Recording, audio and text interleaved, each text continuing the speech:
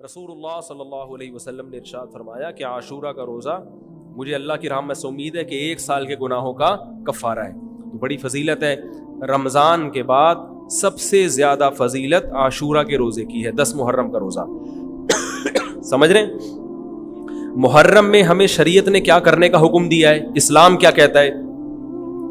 پہلی بات, اسلام یہ کہتا ہے کہ محرم میں روزے رکھنا دوسرے مہینوں کی نسبت زیادہ ثواب ہے. رمضان کے بعد تو زیادہ سے زیادہ روزے رکھیں, اور اسپیشلی 10 محرم کا روزہ 1 سال کے گناہوں کا کفارہ ہے, یہ اور زیادہ ثواب ہے.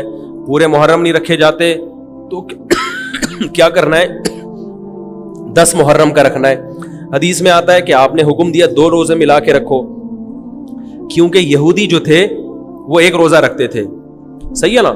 تو یہودیوں سے مشابہت سے بچنے کے لیے ہمیں حکم دیا کہ اس کے ساتھ ایک اور روزہ ملائیں. تو علماء یہ کہتے ہیں کہ آج کل یہودی 10 محرم کا روزہ نہیں رکھتے, تو اب مشابہت ختم ہو گئی ہے. تو اگر کوئی 9, 10 یا 10, 11 کا رکھ لے تو اچھی بات ہے, نہیں تو صرف 10 محرم کا بھی رکھ لے تو بھی انشاءاللہ پورا ثواب ملے گا, کیونکہ اب اس میں مشابہت رہی نہیں ہے. سمجھ رہے ہیں کہ نہیں سمجھ رہے؟ یہ کرنے کا کام ہے.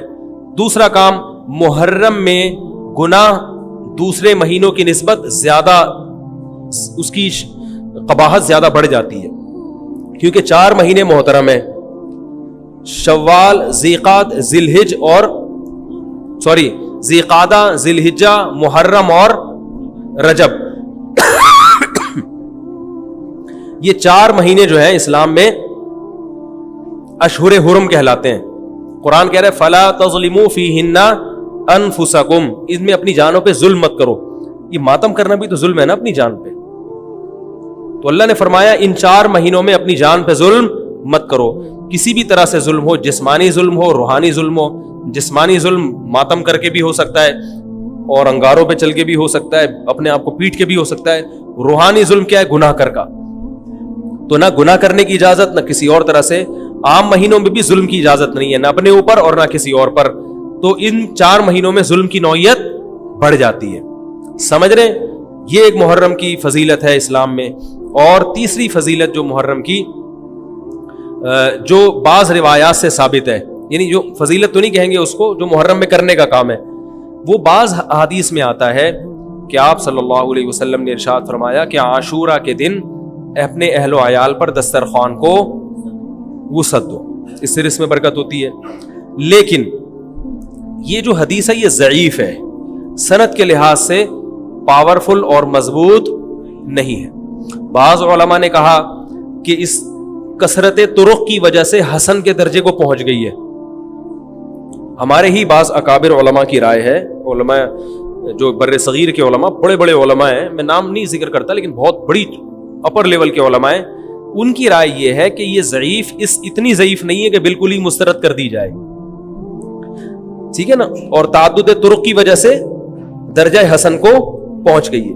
علامہ ابن تیمیہ رحمہ اللہ تعالی, جن کو سعودی عرب میں بہت فالو کیا جاتا ہے, ان کی رائے اور سلفی علماء کی رائے, جو سعودی عرب کے العثیمین, بن باز وغیرہ تھے, ان کی رائے یہ کہ یہ حدیث بالکل صحیح نہیں ہے, اور اس کی کوئی حیثیت نہیں ہے کہ دسترخوان کو وسیع کیا جائے اور عاشورہ کے دن کھانا کھلایا جائے. سمجھ رہے کہ نہیں سمجھ رہے؟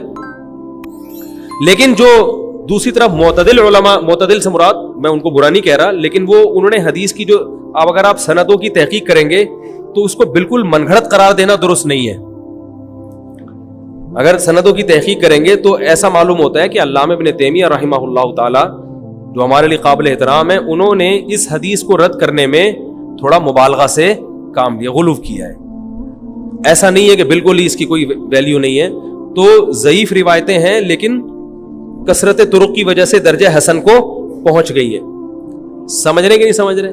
اس وجہ سے بعض علماء کی رائے, بلکہ جمہور کی رائے یہی ہے کہ محرم میں اگر کوئی اپنے بچوں کو جمع کر کے اچھا کھانا کھلا دیتا ہے 10 محرم کو, اور یہ حلیم شاید یہیں سے نکلا ہے, کہ یوں وہ اچھا کھانا ہو جائے گا, تو وہ کہتے ہیں کوئی حرج نہیں ہے. لیکن ایک بات جو دوسرے علماء کہتے ہیں, جو میری بھی سمجھ میں آتا ہے, بلکہ میں نے پہلے کہیں پڑھا تو نہیں, میرا دماغ اس طرف گیا, لیکن اس کی تائید میں علماء کے فتاوی مل گئے. دیکھو, اگر کوئی حدیث ضعیف ہو یا حسن ہو تو صرف حسن ہونا کافی نہیں ہے, یہ دیکھا جائے گا کہ یہ دوسری صحیح حدیثوں سے ٹکرا تو نہیں رہی ہے. یہ بھی ایک فقہ کا اصول ہے کہ اگر ایک کمزور چیز ہے لیکن وہ طاقتور دلیل سے ٹکرا رہی ہے تو پھر اس کمزور چیز کو بالکل رد کیا جائے گا. تو عاشورہ کے دن روزہ رکھنے کا حکم ہے, یہ بالکل بخاری مسلم کی صحیح حدیث سے ثابت ہے. اور جو کھانا کھلانے والی روایت ہے وہ اس ٹکر کی نہیں, اس کو تو ابن تیمیہ جیسے محقق نے بالکل ہی کالعدم قرار دے دیا, بعض عرب علماء نے بھی بالکل کالعدم قرار دے دیا, اگرچہ ہماری رائے ہے کہ بالکل کالعدم نہیں ہے, لیکن بہرحال اس میں محدثین کا بڑا اختلاف ہوا ہے. جبکہ روزہ رکھنے والی جو روایات ہیں وہ بالکل بے غبار ہیں, ان کو سب صحیح مانتے ہیں. تو کھانا کھلانا اور روزہ جمع بولو بھائی نہیں ہو سکتا, اس لیے کہ اگر وہ روزے کا دن ہے تو کھانے کا دن نہیں ہے, کھانے کا دن ہے تو روزے کا نہیں. ابن تیمیہ رحمہ اللہ تعالی کی رائے یہ ہے کہ بعض لوگوں نے شیعہ کی مخالفت میں غلو کیا ہے. شیعہ نے اس دن کو چونکہ منحوس بنا دیا 10 محرم کو, تو انہوں نے مخالفت میں اس دن کو ایک سیلیبریٹ کرنے کے لیے نا کھانا کھلانے کا حکم دے دیا کہ ہم منحوس نہیں سمجھتے بلکہ اس کا کیا کریں گے اپوزٹ, کہ کھاؤ اور کھلاؤ. تو انہوں نے کہا یہ بھی غلو ہوا ہے دوسری طرف. بھائی منحوس نہیں ہے, مبارک ہے ہماری نظر میں, لیکن اتنا مبارک کہ اس میں کھانا کھلانا اور یعنی عید والا عنصر کھانا کھلانا تو عید کے دن ہوتا ہے نا, تو عید نہیں ہے بہرحال. تو یہ بھی بڑی جاندار بات, اگرچہ یہ عقلی دلیل ہے مگر یہ ایسی نہیں ہے کہ بالکل اس کو کالعدم قرار دے دیا جائے. تو اب علماء نے دونوں حدیثوں کو تطبیق کی کوشش کی علماء نے کہ بھئی کھانا بھی کھلاؤ اور روزہ بھی رکھو, افطاری میں کھلا دو, سحری اور افطاری میں. تو بات یہ ہے کہ افطاری میں اگر آپ کھلائیں گے تو وہ 11 محرم شروع ہو چکی ہوگی, وہ 10 محرم بولو بھائی نہیں رہے گی.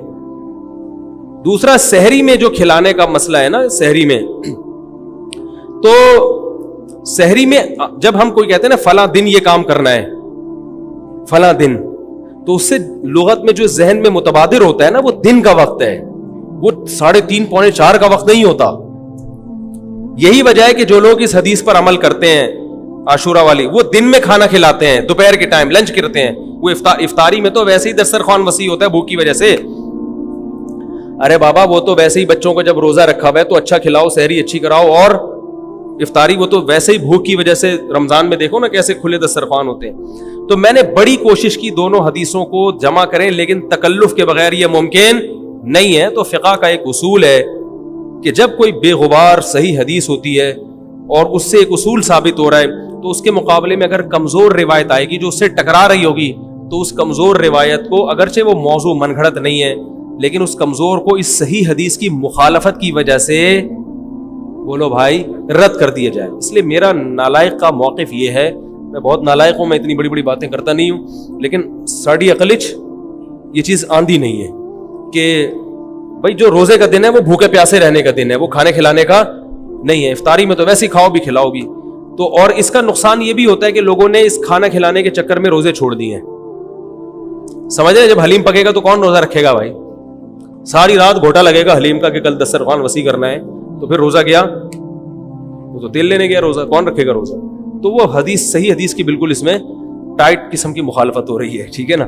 تو نالائق کی رائے, پھر بھی اگر کوئی دوسرے علماء کی رائے کو فالو کرتا ہے تو کھائے بھی کھلائے بھی. میں کہتا ہوں جو مضبوط چیز ہے اس کو لینا چاہیے, جو کمزور چیز ہے اس کو چھوڑ دینا چاہیے. ہمارے حضرت مفتی رشید احمد صاحب رحمہ اللہ ایک بات کہتے تھے کہ جہاں کھانا کھلانے کی حدیث آئے گی نا وہاں مسلمان اس کو لے ہی لے گا. کھانے پینے کی جہاں بات آئے گی مسلمان کیا کرتا ہے, وہ کہتا ہے بس یہ صحیح ہے, یہ بالکل صحیح حدیث ہے, ٹھیک ہے نا. وہ کیا کرتا ہے, جن علماء کی تحقیق ہے وہ تو تحقیق سے کہہ رہے ہیں, لیکن عام پبلک کی عادت یہ ہوتی ہے کہ فتویٰ بھی اسی کا فالو کریں گے جہاں کھلانے کا تذکرہ. تو اب ہمارے کہتے ہیں جہاں کھانا کھلانے کی بات آئی مسلمان کہتے ہیں بس یہ بالکل صحیح بخاری کی طرز پر ہی, بخاری کی شرط پر ہی حدیث. تو بھائی بھوکا رہنا عبادت ہے, بھوکا رہنا سنت ہے. بچوں کو تو ویسے ہی کھلاؤ عاشورہ ہو یا نہیں ہو, اور سحری افطاری کرا دو اچھی سی, روزہ رکھواؤ, اور جو بالکل چھوٹے بچے ہیں وہ تو ویسے ہی کھاتے ہیں. اس لیے, اور پھر اس کا نقصان کیا ہو رہا ہے, حلیم کے گھوٹے لگ رہے ہیں پوری پوری رات بیٹھ کے, اس کے الگ نقصانات ہیں, سبیلیں لگ رہی ہیں. حضرت حسین رضی اللہ تعالیٰ عنہ تو کربلا میں شدید گرمی میں بھوکے اور پیاسے اپنی جان دیتے ہیں, اور یہاں ہم کیا کر رہے ہیں, کھانا کھا رہے ہیں، دیگیں پکا رہے ہیں، شربت پی رہے ہیں، تو یہ بات عقل میں آنے والی نہیں ہے. اور عاشورہ کے دن کی مناسبت سے روزہ ہی ہے، وہ روزہ رکھنے کا دن ہے. اللہ تعالیٰ عمل کی توفیق عطا فرمائے. وما علینا الا البلاغ.